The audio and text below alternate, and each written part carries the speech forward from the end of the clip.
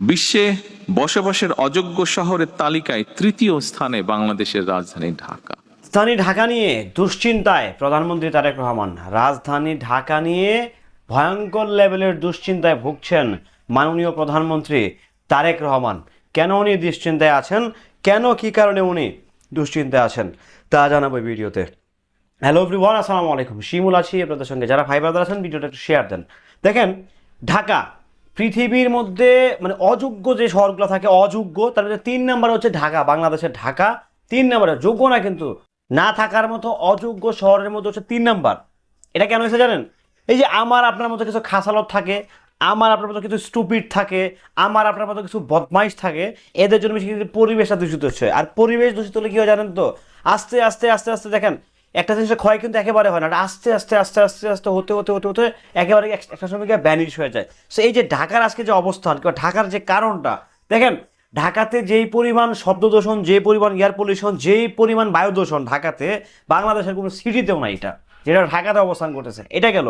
তারপরে হচ্ছে আমরা একটা চিপস খাইতেছি, মানে ঢিলা বেড়া ঢেলে ফালাচ্ছি, আমরা একটা সিগারেট খাচ্ছি, সেটা গলে যাবে, ঠিক আছে, আমরা একটা স্প্রিট কিংবা আমরা একটা মজো খাচ্ছি, সেটা হচ্ছে আমরা খেয়ে হচ্ছে বোতলটা ঢেলে ফালাচ্ছি, রাস্তায় ফালাচ্ছি। মানে আমরা তো স্মার্ট বাঙালি, বুইয়ার্ড বোকাচোদা বাঙালি আমরা, ঠিক আছে। তো ওই জায়গা থেকে প্রধানমন্ত্রী চিন্তিত এই ব্যাপারটা নিয়ে। দেখেন, যদি আমরা তথা নাগরিক যদি সচেতন না হই, সরকার যেই থাকুক না, সে থাকতে পারে আওয়ামী লীগের, সাথে থাকতে পারে বিএনপি, হোয়াট এভার দ্যাট, যদি দেশের নাগরিক সচেতন না হয়, যদি দেশের নাগরিক জায়গা না ওঠে, তাহলে সরকারের তো দূরে থাক। যদি এখানে পৃথিবীর যে অন্যতম ভয়ঙ্কর যে পৃথিবী আছে আমাদের কে জানি, কিং জং উন, উত্তর কোরিয়ার, তাকে এনে বসা দিলেও কোনো লাভ হবে না। কারণ মানুষ যদি বদমাইশ থাকে, তাহলে সে কীভাবে ঠিক করবে? সে একা কিছু করতে পারবে? সে কী করছে, আস্তে আস্তে পুশিং করতে করতে করতে তার দেশকে তার মতো করে কন্ট্রোল করছে। বাট এই দেশে যদি কিং জং উন আসে, সে আসা মাত্রই পাগল হয়ে যাবে।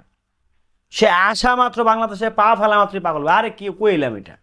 তো দিন শেষে প্রধানমন্ত্রী যে চিন্তাটা আছেন, থাকাটা হচ্ছে স্বাভাবিক। কারণ ঢাকাতে ভাই চিন্তা করেন, আল্লাহ না করুক, আল্লাহ না করুক, আল্লাহ না করুক, আল্লাহ না করুক, যদি একটা ভূমিকম্প হয় বড় সড়ো, তাহলে ঢাকার 70 থেকে 80% বিল্ডিং ধসে পড়বে।